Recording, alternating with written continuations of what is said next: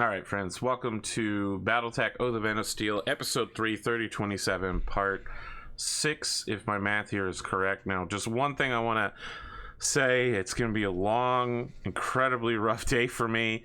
If you're watching this on Patreon, it's almost certainly after the Patreon meeting which follows this, which will either have been a massive success or a huge failure. So just keep that in mind, that I'm dreading having to give this month's update because it has been a month for streaming and tabletop RPGs. What else to say? There is a link in the description section of this video in case you have not done it yet. I am collecting data about moving forward into year 7 of APGamingREAL. I'm going to compile that data on July 26th, which is the 7-year anniversary. Consider going and filling out that form. Thank you. And you know, letting me know what you think. You can attach your name to it or not, just fill in some data. The thing is, a lot of people have filled it in so far, and when asked for their favorite show, they just say Battletech. Some people say Battletech: A Time of Total Warfare. Some people say Battletech: Oath of Endosteel. So when they just say Battletech, I actually don't know which show they mean, so I'm just going to count both shows. Yeah, they probably love both of them. Yeah, but I'm not certain about that. But I'm just going to go ahead and assume that they do. You could also assume that they love Rad, which is completely fair. Radisaurus currently has almost 2/3 of the favorite cast member vote. It used to be a distribution of like the cast of A Time of Total Warfare, and it was basically those 5 people, and now it's literally just Radisaurus.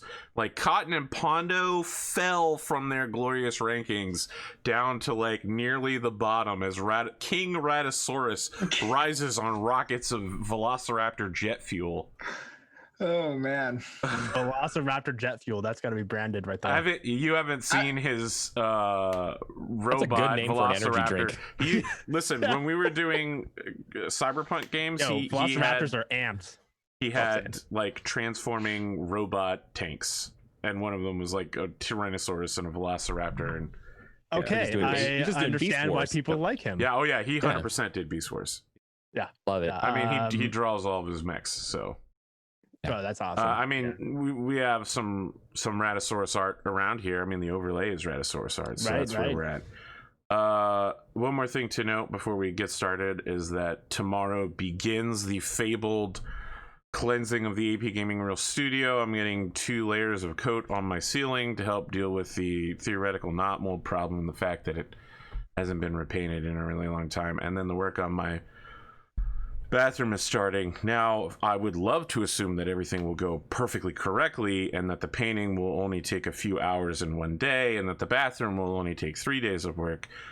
However, maybe when the bathroom is in works, maybe I can still broadcast, but during the painting, after the Patreon meeting today, I'm pulling everything away from the walls, which means unplugging all the computer stuff, which means having to plug it all back in later and hope it all works and assume that this big screen TV over here doesn't fall at any point. And so just know that there might be a transitory week next week. I'm going to do my best to get, and you know what? Maybe it'll all plug back in and work, and Monday night I'll be good to stream, but probably not. Yeah. You can pray, and it might happen. All right. So meanwhile, this is not a show about doing introductions because we don't do that around here. Instead, the first thing we see that happens is the Jenner raises its missile pack arms to the sky and begins its shutdown sequence. This is a universal sign of surrender. Oh. Is to disarm one's weapon pods and shut their mech down. We still gotta blow up all their stuff. Let's roll for initiative. Okay. 7, 10. I feel like we're trained enough to know that, like, look, we're literally raiding. We're gonna blow up. We're just gonna finish the mission. That we're not gonna communicate with them. Yeah. But the Orion is still going, right? Yes. Yeah. An 11. Okay. So I have to move the Orion, and then all of you move. So the Jenner is signaling surrender. Correct. And literally turning off, so like it Correct. literally can't go unless it turns on at the end of this round, right? Yes. Okay. The Orion is going to not move. Bold play. Question. Can I attack the command bunker by jumping on it? Yes. Does that do damage to his mech? Yes. It will provide a death from above attack on your legs. Is it possible for you to miss the command bunker? It's a stationary target. I feel like you'll get a +4 to hit in a mobile target.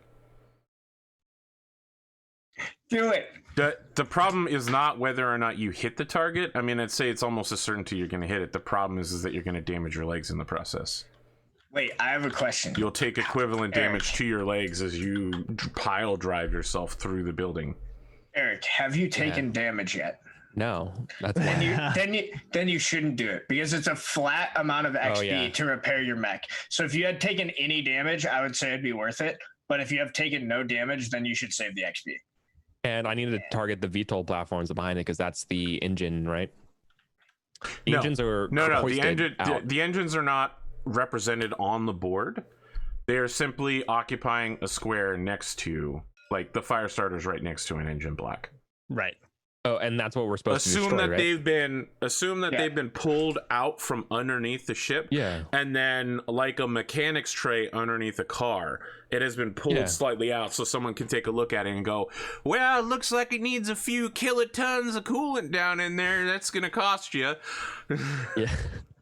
Got it. Okay. Yeah, then I would like to I'm going to jump with the hatchet man here. Okay. Right? So like I just jump and it goes something like, I fly over here, ready position to either shoot the command bunker or the all right, or both in theory, right? Don't forget your movement dice. Thing 2, focus targets.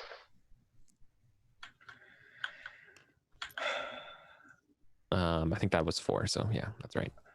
I can go next unless you want to, Eddie. Yeah, I think. I mean, honestly, with the generator down, the Orion. I'm literally just gonna turn around. So why don't I do that? Because I'm literally just gonna do this. Okay.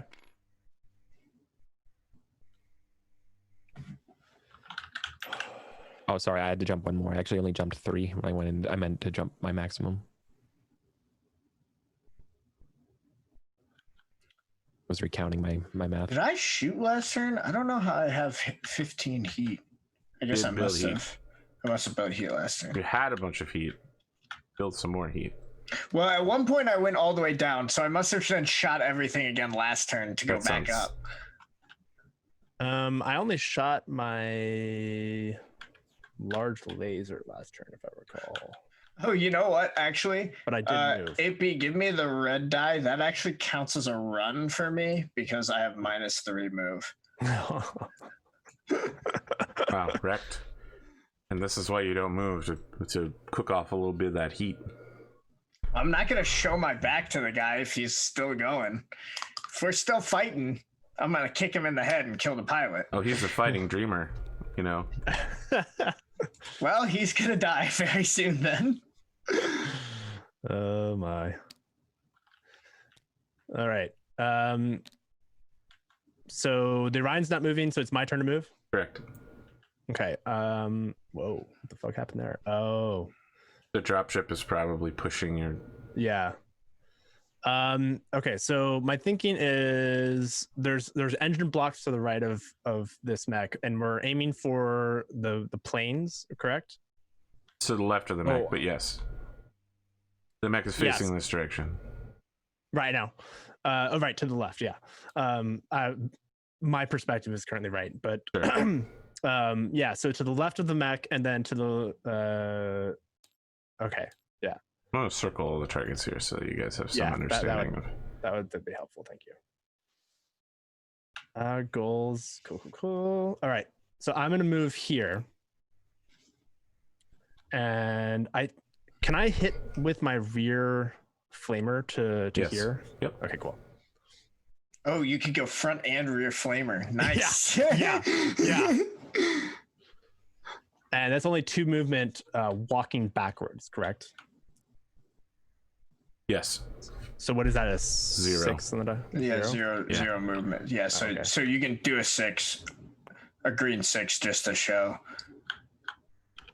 The reason we've been doing 6 for 0 is like it's obvious that if you've have a green die, you didn't get a 6. There's modifier. really only like one model of mech and vehicle that has a possibility of hitting a 6 on a walk or a cruise. So fair. Let me tell you about Savannah Masters, though. We saw one. We fought one. So good. Wait until here's a little bit of spoilers for A Time of Total Warfare. In the end arc of season 1, they fought a like 25-ton mech, and they were like, did that thing just move 30 hexes across the board? And I was like, yes, it did. They're like, I didn't know you could move that fast. And I was like, that's not even as fast as it can go. 30 hexes. I just want to point out 30 hexes is literally 5 times faster than I can go. Yeah, it's really fast. Wait, do I have 2 small lasers? Oh, that's just the slots that it fills. Okay, never mind. Sorry. Take a look. It's really like just pick the hex you want to go. No, I do to have 2 and small then lasers. You have 2 reverse small engineer lasers. the math rather than Shit, I've been figuring out only the using other one. way around. So Full when time. a weapon takes multiple slots, like the large laser, it has a bracket on the side of it. That makes sense. So you guys want to shoot the stationaries first? I'm going to shoot you first, because Oh, I shoot okay. first. And I'm going to shoot you with the laser. Yeah, well, I figured. What kind of laser? Pew pew. It's a medium He's laser. got a medium laser. And I have a +1 to hit. You didn't move enough for it to matter, so I'm shooting at a 5. Cool. Give me that legendary headshot that you're just going to ignore again. All right, well, this definitely hits in your left leg. That leg is coming down on him, and he's like, pow! Okay. Yeah, I'm just going to take that. How much damage does it do? 5, right? Yeah, okay, that's fine. I totally imagine like narratively it's your leg is like rearing back and like the laser shoots at it. No. As you kick forward. Listen, just wait until you go for this kick and he trips you with a punch. Oh, that'd be great. Is that how that works? Okay. Listen, if he punches you in the correct leg enough times, yes. Fair enough. Yeah. You guys are up. Choose what All right. order you want to destroy stuff in. Why don't you guys go first, because you got the stationaries. Yeah. Hatchet, do you want to go? Well, I don't think we discussed how much damage it takes to blow things up. So We didn't. That's fair. Do we have a rough idea? Not really. yeah. What do you mean? What do you mean I don't have a rough idea? Do I know? Does that engine look like it Let me requires ask you an a question. AC-10? Let me ask you a question. How much damage does it take to destroy a car engine? Well, when I don't know how much damage in real life a medium laser does. That yet? Well, Yeah, I was Medium gonna laser say will probably from kill a a mech car. weapon. Yeah. I mean, look, Yeah, it's like, gonna what- take I a don't lot. have a frame it's of reference. it's for gonna that. take a lot of shots to destroy the engine. Although the axe will almost certainly be the weapon of choice there, because like cutting into things on an engine is way better than melting things on an engine. Sure. What? Oh yeah, for sure. With all of the like, listen, you melt the exterior of some metal. What if it doesn't penetrate all the way through? Right? Oh, We're talking yeah, about but if it melts, we're talking about a dropship through, you're engine. good. Its entire purpose is to get really fucking hot. Yeah, I'm just thinking like from Okay. heat absorption, you're just like better off just smashing Yeah, it. if you Okay, you're cut right. I'm through thinking a of- I'm pipe thinking- that's not meant to have leaks. That's fair. That's fair. I'm thinking about melting an internal combustion engine, which of course is a big problem. Yes. So that's This is that's not an different. internal Yeah, combustion this is a yeah. I get what you're saying. Yeah, I just I'm like melt. imagining I it's just like- melt the heat shielding, which isn't a big. I got you now. Sorry about that. I have a small I'm brain. imagining it's like cutting into a nuclear reactor versus trying to melt it. Like as soon as you release the energy, it's just gonna go boom. All right, then I'm gonna spend my turn AC 10ing the command bunker and then medium lasering the both ships here. All right, so Sorry, go Sparrowhawks are not exactly what one would consider the greatest aircraft in the world. They're only 30 tons, so But I shoot them first. you would consider them to have similar but less armor than the Firestarter, essentially. Like a medium laser is not going to destroy it, but it is going to remove a significant amount of armor. It's gonna give Oh. it a bad day.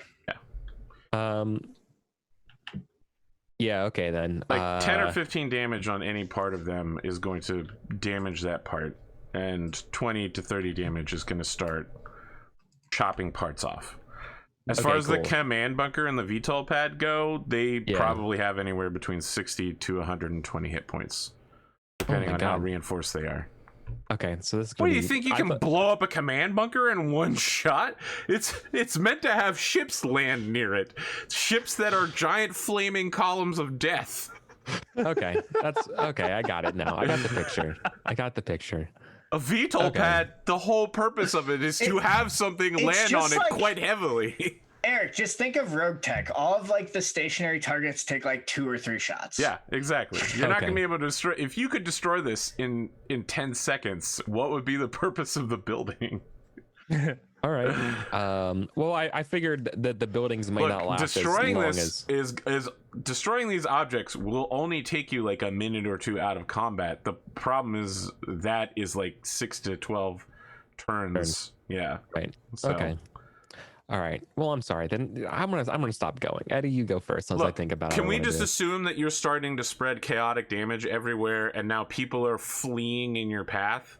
Yeah, that's like when you land near assumption. The command bunker, there's probably like one guy who's got both of his hands on the hilt of his sword, standing on the top deck, just staring at you balefully as everyone evacuates, and he stoically mans the command console, hitting the emergency alert button. People are fleeing from the VTOL pad in every direction. Fuel is leaking where someone was refueling something, and they were just like, "Fuck this! I'm getting out of here."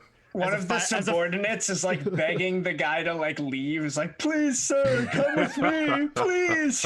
As a fire starter like flies from behind and just like.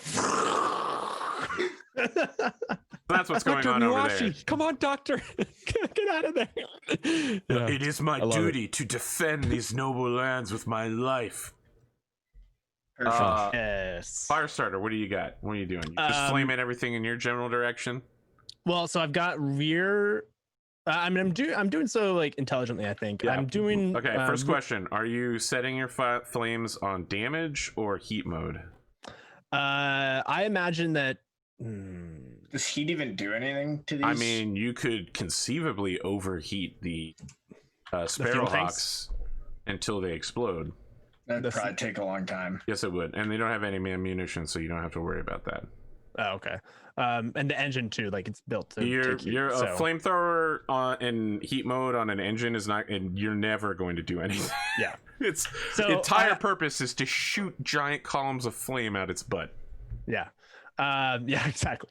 So yeah, the flamers are definitely gonna be on damage mode. And I imagine I'm going to strike first with let's see, I'm trying to think how much small lasers. Yeah, I think your laser does less than because the flamers do 2 damage on heat mode and the laser does 1. No, the laser I think does 3 damage. No, laser does 3 damage. Yeah. Small laser? Yep. Mm-hmm. Yeah. Oh, you've not participated in the A Time of Total Warfare Clan ER small laser discussion, have you? No. Where you fill every critical slot with a Clan ER small laser to deal maximum damage in one strike with 36 shots. Oh my god.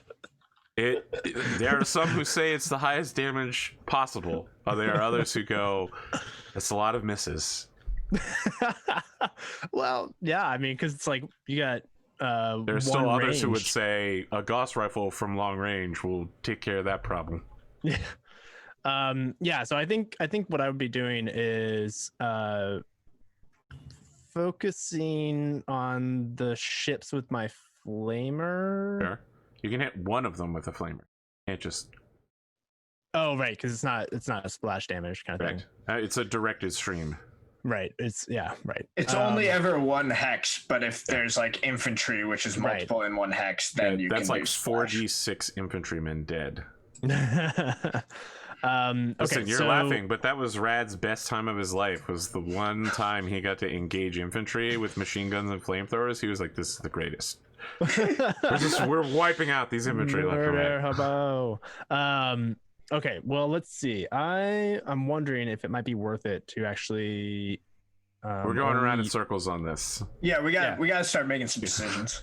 Yeah. No. So because I'm facing towards the engine, I think the small laser. Oh, that's helpful though. Okay. Well, anyway, the small laser, I'm going to focus on the ships that are next to me, or the ship that's next to me. So I'm going to shoot both those small lasers towards that ship. Okay. And then the rear flamer, and then I didn't build any heat, so I think I'm trying to think about heat right now. Sorry, one thing to note is that these aren't Sparrowhawks; they're Slayers, and they're 80 tons, and they're really fucking big. Oh, they're pretty much one of the largest aircraft possible. Right. So they're going to take a little bit longer. You should just pick a target and focus fire, except for the rear flamer. I mean, I guess I can torso twist and large laser it. Just know that you're going to be building up heat in the process. I know. You're firing everything. All right. So is that what you're doing? You're firing everything? I'm not firing everything. Well, I guess I kind of am. Let me instead of firing the flamer, I'm going to do all the lasers. Okay. So that way I don't generate. So you're firing everything forward into the engine block? Yeah, I'll do that. Okay. Cool. All right, Sam, it's time for you to make some decisions. My decision is to Rose do the or no following. Rose? I'm obviously going to kick this guy, but for shooting, I'm just going to do a large laser and a small laser, so I can. Wow. You're really banking on that kick, both hitting and dealing big damage, huh? Well, I mean, he only has a medium laser. Listen, it's not bad. Well, hold on. Let me. Actually, you know what? I'll go large laser, medium laser. Okay. That's what I'll do. Yeah. You think so? Yeah. I'm here to make you question yourself. Don't worry about me. Yeah. Well, no, hit me with your best shots. Fire away. Who's got their math ready? Well, you're the one who's shooting, so I would hope that first. you're shooting your lasers, right? You didn't have them roll. I get it now. Yes. Yeah, correct. All right. So yeah. I've got 2 plus 2 is 4. Plus 2 from my heat is 4. Mm-hmm. Plus 2 from running is 6, and then I think that's it. I think just 6s. Minimum range that you're firing at? You said no, a large laser and a small laser, right? Yeah. So you're fine. You're fine. No, I'm a large and medium, but yeah. Large, medium. Good. Okay. Yeah, you're good. All right, so here's the large laser. 6 will hit. 8 is, I believe, center torso. No. Left torso. Okay. Left torso, large laser for 8. Yes. All right, that goes internal. Nice. No crit. No crit. All right, and the medium laser. 7 will hit, center torso. No crit. Not penetrate the armor. Ooh. Oh, I thought we'd gotten to the center torso. You got the rear center torso. Well, yeah, for sure. Okay, it's punch time. It's punch time. I think I only have 1 punching arm. Nope, I have 2 punching arms, so I'm gonna punch twice. 1 punch, but the other one has like a +2 because of the upper arm actuator. I might not be able to punch because of that. Actually, let me double check. I think you punched me last time. Well, I mean, he has one arm that definitely works. Yeah. Yeah. Upper no, arm. I think that's what you ended up calling last time too. You only punched with one arm. Adds a +1 for weapons firing, +2 damages from that punch arm are half. Okay. All right. So it doesn't have any. Oh, for punches. Yeah. Okay. So that makes sense. I have a 5 modified by nothing. So he's just punching. Oh, sorry. +1 for heat, so 6. So he needs to hit a 6 with the right arm or left arm, and then 8 with the other arm. I have no resources to alter that. That sucks. And that is also a miss. Boy, nice. That would have been a nice one to hit with. All right, you're up. Do I get to kick with both legs? No.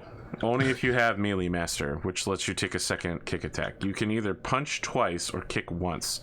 So kicking has a -2 to hit. Which one is more? I'm unclear on Kicking, the difference. So kicking will deliver a huge amount of damage in a single strike, and if you kick someone in the head, it's at your weight, it's basically an execution. And You're then also punching, but punching also has a high likelihood of hitting the head. Yes, they're both going to have a Right. 1 in 6 chance of hitting the head. So you can hit once at a very accurate vis-a-vis the EG in -2 to hit, right? So you can hit once very accurately with your leg, or you can try to hit twice with just your regular melee damage with punching. Yeah, I'm just going to go for the kill with the kick. Okay. Well, yeah, because I think there's something. Isn't there a special location table for? Yeah, when you kicking kick, went above. Yes, you use the punch table. Okay. Yep. So make your attack. It's your pilot skill -2 minus +1 for movement. Oh, you ran, so it's actually just +0. Oh. Okay, so pilot skill is 3. All right, that's all you need to hit is a 3. It's +2 for running, but -2 because you're kicking. Yes. Okay. But then also +2 for heat, right? Okay, then you need to hit a 5. It should be noted that if you miss a kick, you have problems, but you do not miss a kick. The location is not that. It's location's a hit D6. the 1d6 die over here, and we'll see where you hit. You want to hit a 6. That's not a 6. Can I reroll it?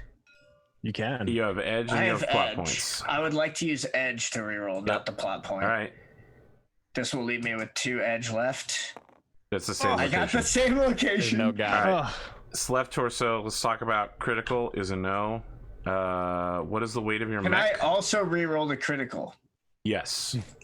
All right, I would like to reroll the critical. Hold on. You cannot reroll the critical with edge because you can only spend 1 edge expenditure per Sam, roll. how much damage does Sam's melee attacks do?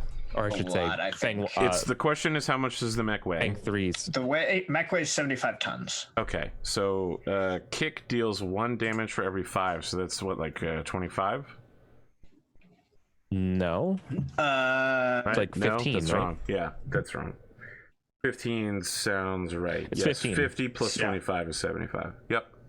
You did part of it. I was like, wait, you're wrong. That's why I know this is totally wrong. it's a good dude. 15 is still a lot of damage. 15 is more than any of my guns do. Okay, so 15 fully breaks through the left torso, so that's gonna fall off the mech. Right. So the reason why I said wait before you roll, realize that you're doing so much damage that you are probably going to break the so the crit doesn't matter in the first place. So there's no point critting a component that's no longer part of the mech. But some of it goes to the center torso too, right? It's gonna be internal in the center torso. So it's 10 damage, 1, so 4 more internal damage. Oh my god. 2, 3, 4. And it loses its left arm, which means it loses the laser. The left arm falls off. The left torso is destroyed. So I'm really glad I took all that ammo out. And at the end of this, you also are going to have to make a piloting check for taking over 20 points of damage. I didn't take it in any one round. So he would have had to have kicked. Sorry, in a phase. Yes. Yeah. Phase. Shooting phase and then kicking phase. Correct. Yeah, they're separate phases. See, we've said round before, and small brain. Thanks. No, it's fine. I also believed either. it was that way, but then James cleared it up for me. Thanks, James. James out here. Everybody, shout out to fucking Grimdark James. Well, he's on the Time of Total Warfare Battletech cast now. Yeah. So he was like, I joined I was with the Time of Total Warfare cast, and I was like, you weren't with them. You are them. You are in a Venn diagram where you are encompassed by them. So y'all played XCOM. Yes. Grimdark James is literally the fucking shadowed commander. You know what I mean? He's the one giving them all of the sweet intel the whole time. Okay. Another excellent month, James. Commander. You're a good person. I like your brain. You also have a really good GM for a rogue trader. All right. So, anything else? It's a solid kick. You kick for a fuck ton of damage. So, if I reroll the crit, could I crit the torso? Yes. But you have to use plot points to do it, which means you can only reroll 1 die. What are my 2 dice right now? 3 I rolled a 7. and a 4. Wait. You got a 7, right? Yeah. You need an 8. You need an 8. All right. Okay. So I would have to hit a 4 or better. I'm gonna hold off. Okay. All right. A kicked mech must make a piloting skill roll. So I need to stay standing. Can I use a plot point to force you to fail? Oh, Yes, you can. I would like to do so. Then I do. I would not have otherwise failed. So You just fucking Spartan kicked this dude. you didn't kick him down the hill, but you did kick him so he falls on the hill. Sorry. Okay. You could have tried to charge him down the hill at some point or something like that, or tackle? you can use a charging, bull rushing, push attacks are all of varying Next use. time. This is probably the only time where a push attack would have been of extremely mild use. Next time I'm gonna try to go off the top rope and give him the people's elbow. Please no. Oh no, you gotta do the other way would be looking at him right in his face and go, long live the king. He's gonna take 8 damage from falling. He falls facing 2 hexes right. 1, 2. And so he takes the damage as if it hit him on the right side. Better than his left side. A 9 on the right side is to the left torso, so it will go internal for 5. And then we got to distribute the last 3.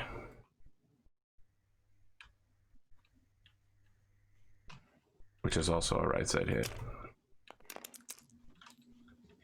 Right leg. This Orion is taking so much of a beating. I mean, this is why the Jenner shut down. They were like, wants no part of that. Yeah, I'm done. So they could have tried to chase me, but you know. He is going to dissipate 7 points of heat. As will I.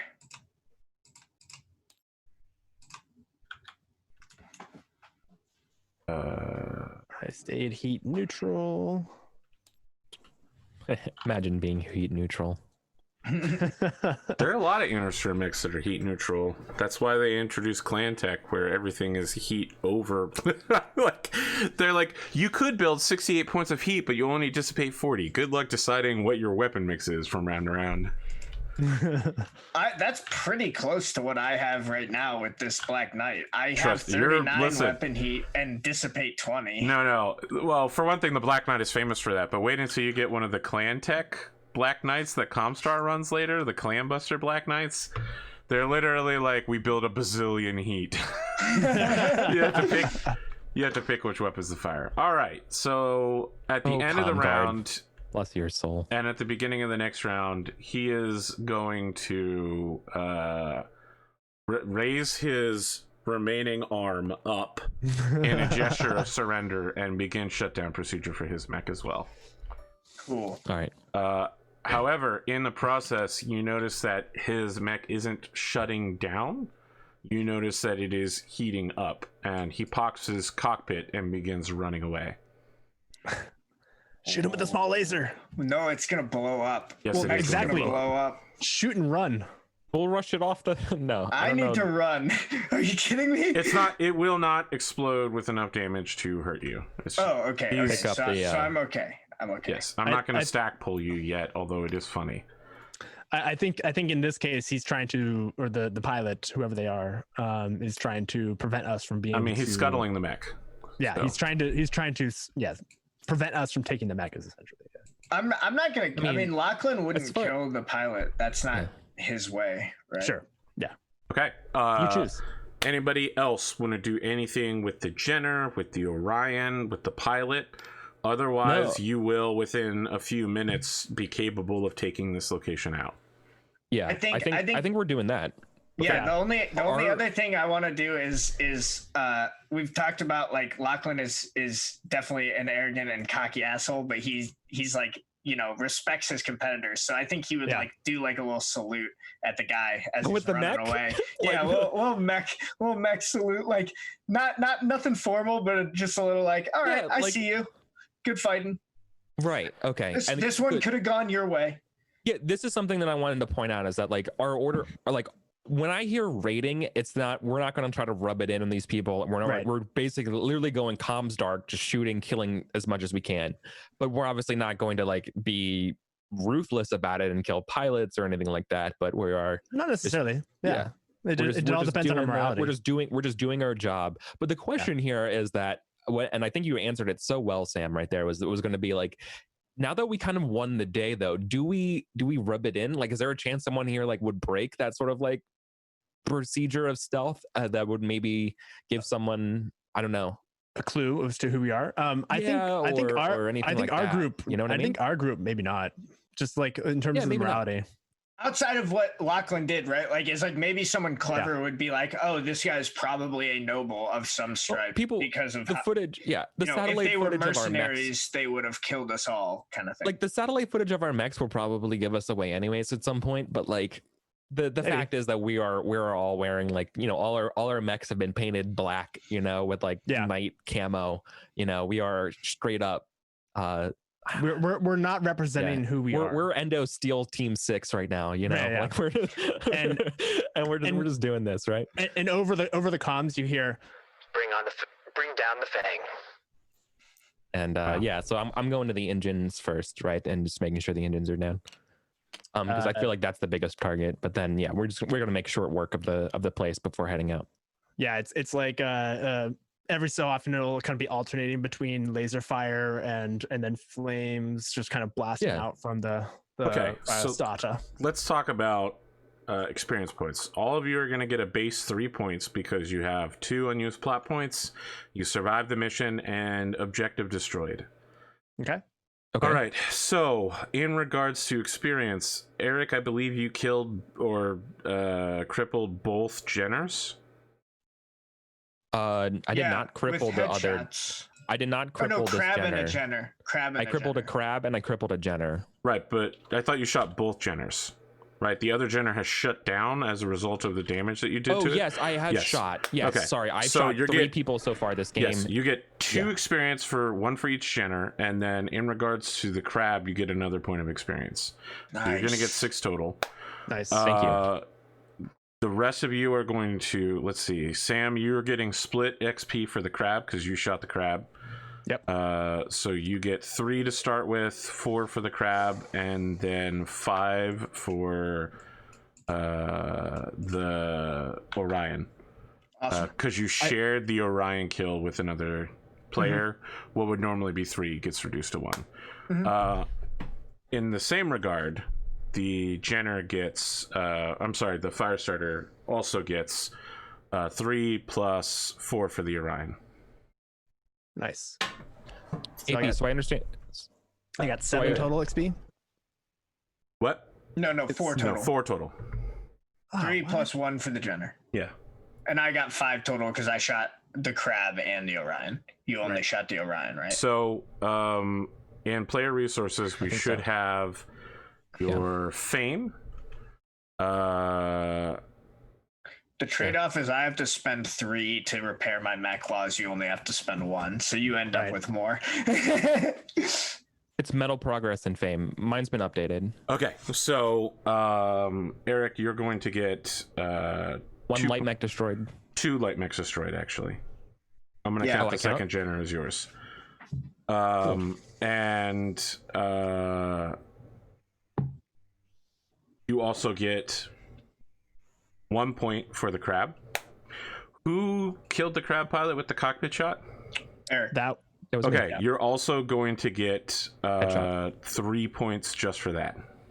Nice. For killing a pilot still in cockpit. No, it should be way more than that. So he's going to get 1 for the crab, 3 for the crab pilot, and then 2 for the Jenners. Oh, 5 fame. Dang. Jasper, all of a sudden on everybody's radar. That's still wrong. It's 6. 6 fame. It's 1 for crab, 2 plus 3 more for the pilot, 2 more for the Jenner. Bad math. Okay. Total of 6. So here's a question, though. 2 light mechs, 1 medium mech. Half of a medium mech. Oh, half. Sure. Half. Never mind. That answered my question. You are going to get 3 points for the Orion because you did more than 50% of the damage to it, Sam. Okay, and you're also going to get 2 points for the crab because you did 50% or more damage to that. So we're tied in fame wise. So I have 6 total fame as well now. Yeah. Should be 5, right? 3 and 2. I got one for the first battle. Oh yeah, you're talking total. Okay. Do I get a heavy mech destroyed? Yes. Okay. Should I have gotten a heavy mech destroyed the first time because I shut down that dragon? He wasn't destroyed. Okay, so that doesn't count. No, they walked away. Remember? Yeah, you allowed him to right. leave. He retreated. Yes. Right. I totally forgot to You guys also get fame for whenever you inflict a critical hit that does headshot or throws a limb off. You guys have to keep track of that. So obviously Eric gets one for the headshot that killed the crab. He'll also get one for, well, I don't think it was Eric. I think it was Sam who just blew the torso off, which caused the arm to fall off. Yeah. Which is limb blown off as well. Total. Wait, but what about the Jenner as well? What about the Jenner? Did you The headshot a that Jenner? killed the crab? Yeah, sure. I headshot the other Jenner. Okay, well then you also get 2 more fame for killing the Jenner and another point of fame for a headshot. Jasper. So that brings me to 9. Wait, Kira, you only got 2 from this? No, this is from previous battles. For this battle, you get no points. Got it. Yeah. Except for any criticals so you might have dealt. let me track this shit. So crab headshot gives me 2, right? Crab headshot will get you 3. Okay. Jenner then you headshot. get 1 point. Jenner headshot will get you 2. There's a light medium disparity, right? Yes. Okay. Cool. So that's So 5. Yep. I know. How am I at 9? You got 1 for killing a Jenner, 2 for killing a second Jenner. Oh, that's different than headshot. Yes. Yeah. Yeah, it's separate scores. Yep. Then 1 for partial kill on a crab, less than 50%. Partial kill. 1 for inflicting critical hit in case any critical hits that you did that weren't so hitting the head also gives you inflict critical hit, so you get 2 points for that as well because you got 2 headshots. Yeah, so 1 for each headshot. 5, 6, 7, 8, 9, 10. So you should have gained 10 from this. You're very famous. Yeah, as a it's result. 10 now. Yep. I got it. I listed them all out as well. If you don't mind, I'm going to continue doing that in this sheet for my own tracking. The folks at home did the math because I don't know all the rules. They have determined that if the Hatchet Man and the Black Knight both have undamaged arms and legs, which you currently do, and you work together, you can move at speed 1 carrying the headshot crab back to the dropship. So you'll need to salvage the crab, which costs Look, if I can put myself in there to maybe pilot this crab. I don't. So to be clear, I have no interest in the crab because I want to save my XP right now. So I'm happy to carry away the crab because I have a mech that can do it. If you guys want to spend the XP, I'm not interested in spending the XP to carry the crab to claim it as salvage costs 1 experience, but then it will cost you 3 more to repair it. I mean, I want it. You killed it. So as far as I'm concerned, you have the first claim. That's to fair. it. So it's 4 experience points to carry the crab home and make it yours. It is my favorite mech in the game. Take it. Yeah. I mean, the main reason why I was putting myself out there is because I currently still have only light mechs, so I was just like trying to get a heavier mech. Yeah. Here's the thing. Yeah, like it feels weird, but I also don't feel like it's right for me to give you that mech. No. It's. I mean. I'll spend the experience for it. Stop. Give me the discussion in character using your microphones, and you can't use any call signs other than Fang. Okay. Go. This is Fang 2, requesting some help with the salvage of the crab. Oh, you need me to help carry it? Wow, it feels like a shame leaving it out here. This is Fang Actual. I believe it is a just reward for Fang 2 to take the crab. Sounds good to me. I'll help you carry it out. You owe me one though. That was a beautiful shot, you two. You both fought admirably. All thanks to your leadership, Fang Actual. You're too kind. Yeah, and I think it's really like it goes pretty smoothly here, but there's definitely sort of that internal dialogue of me listening to that message going like, oh, is he actually kind of pissed? And like, we're gonna, you know what I mean? Like, we're not gonna talk, we'll talk about it later on ship or something, you know? But yeah, I think right now it goes pretty smoothly and we just take the crab.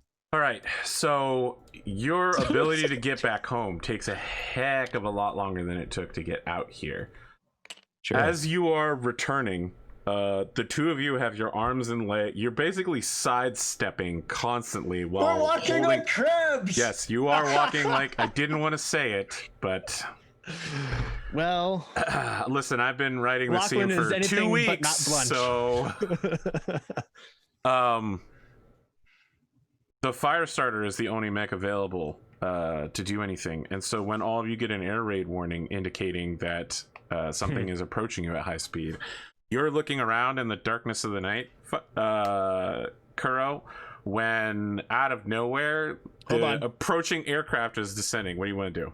Combat sense and my... Your combat sense is telling you that there's an aircraft descending because there's alarms going off in your cockpit going, there's an air coming! Well, I was just saying I can't be surprised. That's all I was saying. You're not surprised when the aircraft arrives because your sensors tell you there's an aircraft coming. You want me to tell you the aircraft arrives before you're aware that the aircraft arrives? Well, that's 6 You're given ample warning. He's just making sure because last time you spread a trap on us. And I was like, I'll buy that. So what happens is you see this aircraft descending from up above. You could see like its little tri-lights indicating the wingtips. And even at this distance, your computer is zooming in on the bomb ports that are currently loading anti-mech bomb mech busters into it. Question, before we get to this, would mathematically, is it possible for my mech to take like the LRMs off of the one of the... No, dang it. Okay, I was like, you could pick up ammunition and throw it, which would go as well as you assume. They are meant to be launched. They are meant to be launched in a very specific look. To put it in the same way, it would be as if you threw a handful of bullets at someone. Right? Sure. LRM launchers are designed to engage the missile's propulsion system and fire it in a specific direction. All right. Well, I was trying to be crafty. Well, there's no being crafty with aircraft. This is why they're a huge pain in the ass. Aircrafty. Okay, so I wasn't going to do it. Now, look, it's not likely that this aircraft is going to be capable of hitting you unless it gets a real low and strafes you. But in terms of bombing, your friends are prime targets. Sure. Let's see. Tactically, it's going to take them a while to extricate the crab onto the ground safely and step away from it. Tactical you can't wise, just drop the crab. I mean, imagine if someone with 50-ton limbs landed on your foot. Yeah. Well, I wouldn't drop them on my foot, AP. That's great. Your arms, I assume, work in multiple directions at once and aren't designed in the 1980s. Fair. Fang, we've got incoming. And let's see. All right. Several seconds later, you get another air raid warning. So, well, tactically, like, because I don't necessarily know as a player, what Kuro would know around how to counteract aircraft. Have other aircraft. Would I be able to call it in? Like, are we close enough to? Do you know any local aircraft pilots? I don't know. Did our raid have aircraft? I thought we did. Yeah. The whole thing was that we have no help. The point is that this isn't at us, I think. Oh no, it's definitely coming directly towards the three of you. Oh God. Yep. You definitely know that an aircraft launched from your ship. Try to see if you can remember. No, I do remember that. Saying it's bad, right? Yeah, I do remember that we had an aircraft that launched from our ship, but we also said that there was no support if we were to get into trouble. You were told that the dropship could come and try to get you in an extreme emergency. Okay. So I think that's what Fang Actual is going to call. It's like, we have aircraft coming. We need immediate emergency pickup. All right. Or evac. Several seconds later, I the would aircraft like to that start putting down the crab. Okay, you start putting down the crab. Several seconds later, you watch as the aircraft that you were worried about explodes. And someone goes, "This is Vengeance 5. Target secured. You have more inbounds. You either need to drop that thing or keep moving." All right, we'll make up. We'll move quickly. We engage our actuators again, and we pick that thing up and fucking scurry.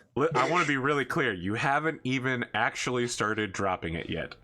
Okay. Yeah. You were like, you have to put it down together, and it takes a while. And you were like, okay, nope, we're going back up again. All right, now we're sidestepping. It would be like if a forklift had two sides that had to move together. I had to say that.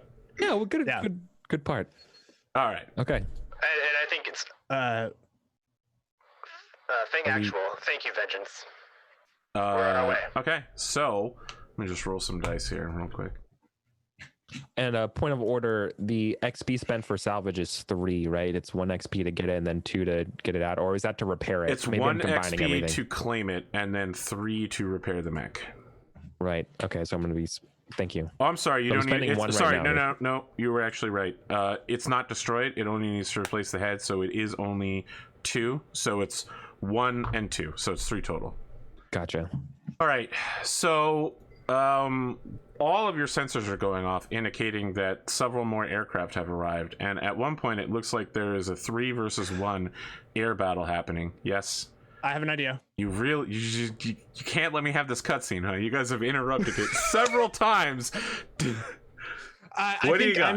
I'm gonna create a cloud or a smoke screen by setting You're going fire to spray fire into the air, lighting yourself up on infrared. No. No, I'm going to distance myself from the pack because I can move very quickly. Yes. And set fire to trees around us, if there are trees, to create a smoke screen. All right. You're aware that your friends will have to move through that smoke screen while carrying another mech. I was going to go backwards, right? Okay, so you're going to make a smoke screen behind you. Yes. All right. After about 2 minutes, the airfield has thinned. Planes are falling out of the sky left and right. It looks like whoever's on your side, whoever this mysterious pilot you've completely forgotten about could be, this mysterious person who you definitely don't know who they are. God damn it. Is absolutely... Oh, I know who it is. Oh, really? Lafayette. Do you? Yeah. It's totally Lafayette. Lady Lafayette is absolutely fucking trashing enemy fighters. I mean, her fighter is like 3 times as large as the ones that are coming after her. I'm not gonna call her out on radio. She's like, they come into her range and it's just like double large laser and they explode. Like, beautiful from sight. what you guys are watching on the sensors, she's actually really, really good at air combat. They're like approaching her and she's firing LRMs at like close range and forcing them onto another flight path where she then nails them with lasers again. I think in our inner circuit, I say, vengeance is raining from above. No, without the laugh, like that was just Kuro. that was just Eddie laughing because he couldn't keep so as the last aircraft is exploding, its wing cuts through the sensor blip of the Lucifer, and the Lucifer disappears off of sensors, and you pick up a pilot ejection seat. It's behind you, and now it's landing in a field of fire because you've set everything behind you on fire. God damn it. All right. Kuro will run into that space and try to rescue this pilot. I mean, just be clear. If you do this, you are leaving your 2 friends currently carrying a crab completely undefended Yeah, that's fine. All right. I trust them. I need you to make a piloting skill roll to navigate through here, and then I'm going to need you to make a probably like search or navigation roll to find her in the smoke. I do have tracking. Yep, that'll do it. AP really doesn't want me to have this crab. I know. Listen, if you want the crab, you have to work for it, okay? I got. Okay. You know how hard it is to roll a 12 on a I was fucking about to say. Eric, tell me about how hard it is to shoot it roll in a 12. Listen, let me tell you about how hard it is to roll a 12 and then have to watch it disappear over and over again. Like smoke before your eyes. Only Lachlan twice. would be dead. Only twice. Yeah. All right, Lachlan so would definitely be dead. so my piloting skill is a 2. Wow, that so what am I doesn't trying? sound right? Are you sure? No. I meant like that's my skill level for so it's No, I meant it's like a plus- mech piloting skill level. No, you're like a 3 or a 4. Yeah, that sounds No, right. no, I'm a 2. Like No, he's a 2-3. I'm super he's 2-3. skilled at piloting. Yeah. Sorry, you're a 2 pilot, 3 Kuro's gunner? reverse. Yeah. Kuro's Okay, the reverse alright, of she says. Lachlan. All right, That's well, what she says. as long as you don't roll double ones here, you'll be good. Yeah, Why I you roll as got pilot and gunner? I just got to set an 8 on the die. So yeah, we're Yep. good. Man, I'm a 3-4. What the hell am I doing? Yeah, Eddie is reverse of me. Yeah. 'Cause I'm 2 gun 3. And 3 and that's because my You all spend skill your with XP more than I ECM do. is based on piloting skills. That's So true. that's kind Ghost of mech. that's why I did that. All right, Yeah. so I need you to make a tracking intelligence roll. Okay, let me make Now sure. that I you've remember how this successfully works. navigated, the difficulty is reduced to only being a 10. Oof. That's pretty good. Certainly Still not gonna bad. So I've got a +3 to tracking. I have a. Did you say investigation was also a possibility? No, it's intelligence tracking. Okay.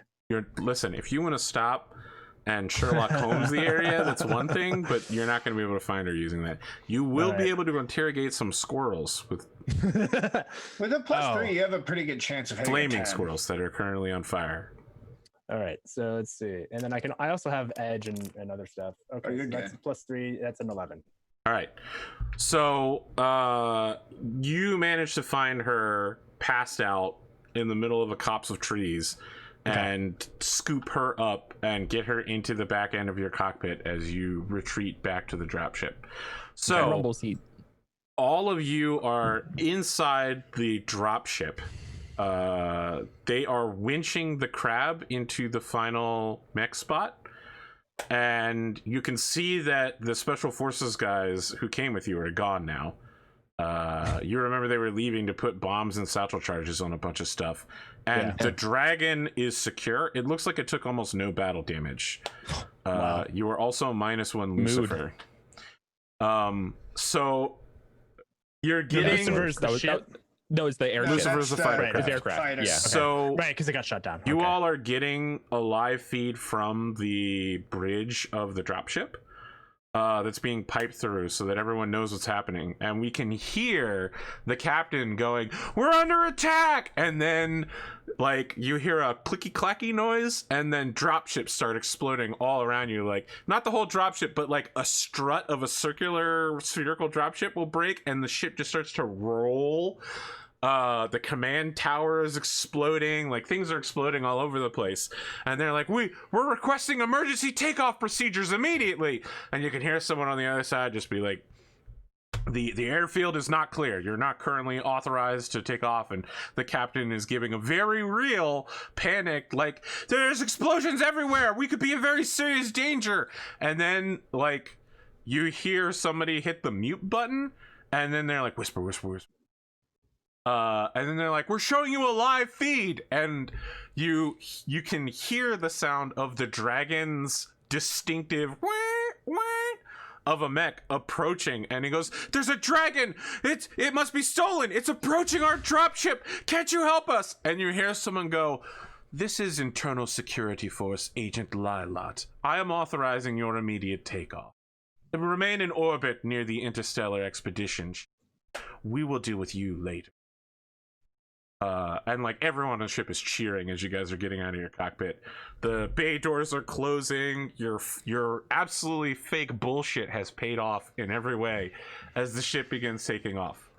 A medic Excellent. comes by to take Audrey to the med bay. course, now all of you are being succumbed under like 8 Gs of force as you accelerate into space. Kuro immediately vomits. Oh yeah. Did we even have time to get out of jumping. our mechs? Oh, it's just getting out of the atmosphere. Yeah. Are we like just still in our mechs? You guys are like... probably in the mech bay lying on the ground. Yeah. No, okay. Yeah, fine. Or you can't stand under 8 Gs of force. No way. Yeah, but they probably have like seats and stuff like that you would secure yourself. There'd be a place to sit down. Yeah, for sure. Yeah, but they're blasting off immediately. Yeah. They got you inside and then engaged. Kuro and Jasper we are got into that might actually be the best spot. Yeah. Kuro and Jasper got into seats. Lachlan was like talking to somebody about like how to take care of his baby, and then it's just like flump. Yes. Love it. Oh my goodness. All right. So now I have one yellow crab. Oh my.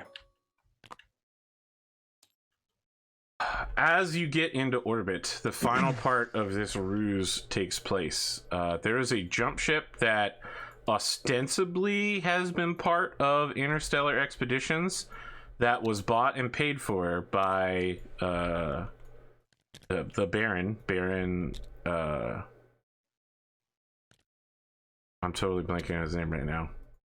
The guy that oh shit. Baron Schmerin. No, not his name is not Baron Schmerin. His name is Baron Genji Yohei. Yohei. So as the ship docks with it, you immediately move, like the ship moves to a Lagrange point over the next hour and then swoops into the intermediate section between Valentina and home. In the process, anyone with transit disorientation syndrome is vomiting everywhere and violently ill. Cool. To the mockery of everyone around you. Anyone here got that? No, it's cool. That doesn't sound right. Yeah, Kuro 100% is let's see, where would they be? So like we didn't really have any time in that transition because we went from 8 Gs to a Lagrange point. You had 1 hour to get yourself settled in. There's a lot of post mech stuff that you have to do, like parking the mech, rearming it, posing it down. Probably you have to get started on putting the paint job back, changing yourself from Fang to Baronial. Yeah, I would say I kind of like the night paint job. I'm gonna keep it for now. Oh wait, question. Do we have a night paint job? What are you talking about? Yeah, our like mech skins are like black and purple camouflage. Oh, I didn't even see that. That's dope. You know, it's like dark. Yeah. I told you. Yeah, we were like the raid. Question, AP. Yep. It's a limited edition skin. What kind of items does this military covert dropship have for throwing a successful post-mech battle party? Well, I will remind you that that's what Lachlan's interested in. You can be reminded that Baron Yohei Genji has a unusually good chef. Oh, right. Right. Interstellar class. Someone whose services he couldn't possibly pay for. Someone who would be better suited to serve your local CEO than a well-off but not particularly good country baron on the end of the world. Sure. However, before you even plan anything, Yohei has asked all of you to come to not the dropship's command briefing room, but the captain's adjacent chamber for the commander of the dropship. In that case, Lachlan would snag some kind of bottle of liquor from his stateroom so that he can have his post-mech battle drink while getting debriefed. Can I say that Kuro likely has a local brew and a brew from the last job that we did? What was it? The golden Periphery Gold. Periphery gold lager. Yeah. So he has a case, like a mini keg of that he. All right. I want to be super clear. When the two of you Like arrive carrying a ton of alcohol, you open the room and it has like tatami mats, like a bonsai tree, a full tea ceremony has been set up in here. Genji is sitting with ceremonial tea master robes, and with complete and utter calm, he sees all of you and says nothing but gestures for you to sit down and join him. Wait. So yes, you did show up for a kegger, and instead it was your grandparents. You all are It was a wearing bottle fucking of it, new you know. Avalon Institute of Science hats and lacrosse jerseys, carrying your beer. Wait a minute. I'm not the one that went to New Avalon Academy of Science, but I feel you. Yeah, your wife did. It's your wife's hat. No, it's very much. I'm wearing my wife's sweatshirt. Like, dude. It's very much like, you know, Lachlan is used to fighting on Solaris, where, you know, as soon as he gets out of his mech, somebody's got a drink waiting for him. So he's used to this. But yeah, no, honestly, I think Lachlan just plays it off. He's just gonna act like it's totally normal. Just sip on his drink and sit down. For the record, I won't be here. I'm not going to that thing. Okay. Oh, I'm gonna be at the gym. I'm gonna be working out. All right. Oh, okay. He seems surprised when there's only two of you, but he Would you have told us this or anything like that? Okay. Nope. He nods for you to sit down, and you can see that there is a scroll that has been displayed on the wall behind him as he begins the tea ceremony, pouring out green tea for each of you.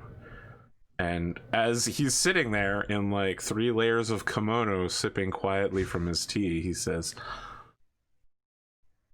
"This has been a very important mission for me that I have been planning for years. Your assistance clearly made all of this possible. Without you running interference at the dropship, those warriors may have been able to reinforce the main estate where I completed my personal mission." It was our honor to support you and create new bridges where maybe they were not. I know that our relationship has been strained at times, but you have gained an ally with your service here. Good to know. Please feel free to partake of your alcoholic imbibements. I would simply ask that you do so away from this room. I must sit for a time to contemplate and mourn. Of course. We all have our different way for after the ruckus. I'll leave you to it. Before, and if Lachlan leaves, Kuro would stay behind and say, "This was in fact a gift for your victory." There is no victory here, only revenge. I understand. No, but I accept your gift nonetheless. And Kuro will bow respectfully. I think a little bit more than he has in the past. And will back away, kind of as protocol would gesture in this kind of ceremony. Lachlan, unusually, a communication comes through from the bridge for you, even though you're in the middle of deep space between. You're in an empty star system, so this is pretty unusual. Yeah, so I think like as he's leaving, we like get like kind of the stark illustration of the difference between a mech warrior like Lachlan and one like Yohei Genji, whereas like Genji's looking for quiet contemplation after the battle, whereas like Lachlan's looking for booze and loud music, because like as far as he's concerned, he like still treats it all as a game. That's kind of what I'm trying to get at here. To him it's all just a fun game. So yeah, he's gonna be kind of like putting on a jaunty gait, maybe like playing some music out of his personal comm when he gets this message, and he's like, "Oh, okay," heads off to the bridge, still carrying. No, it's sent to you directly. So the bridge received this message as it was preparing for a jump.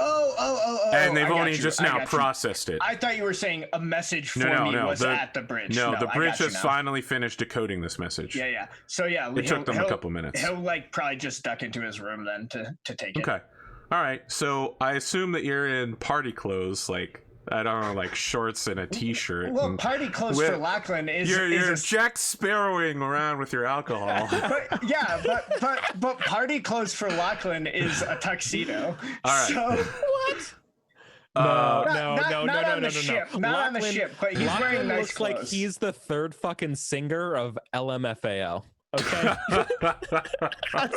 No, he's always wearing like nice fancy clothes. So he probably is way overdressed on this ship still, right? You've got a button up, maybe there's some fluff around it, like there's it's one of those like fancy shirts where the collar's a different color and like floral. You got like some pattern that goes around the edge, where and then like you're 4 buttons. The buttons are all deep. Oh, 100.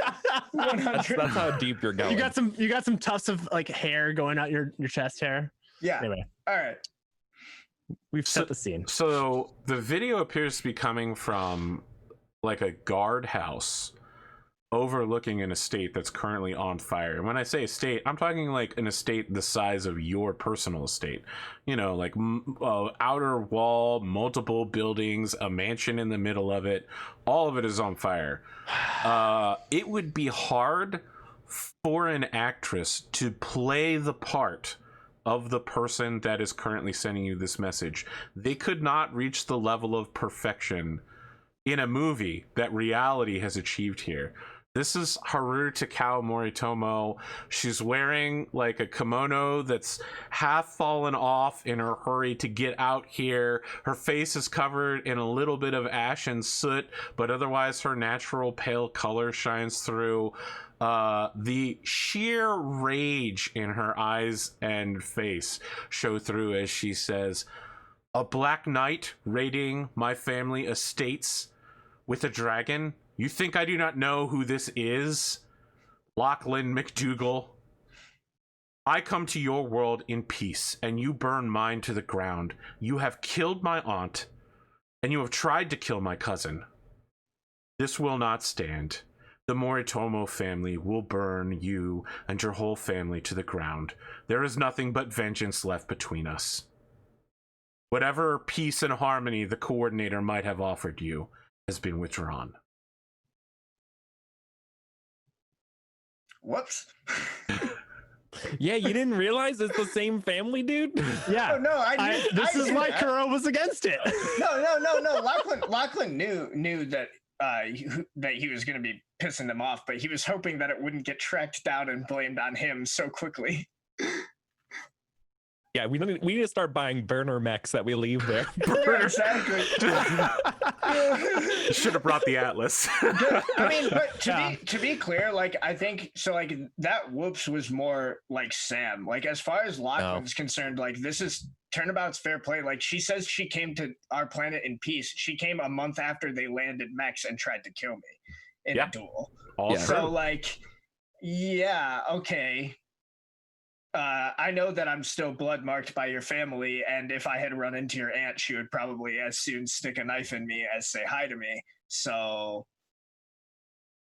well, she's dead now, so yeah. Well, but that's what I'm saying is like she I was think in the crowd. Lachlan is it. Like this affects Lachlan, but I think he's still feeling very self-righteous about it, right? It's like he feels like this is how he's supposed to act as a Baron of Whittington, right? So your hate flow through you, young Baron. All right. Question for you all. Oh, no, listen, we're still getting to you, Jasper.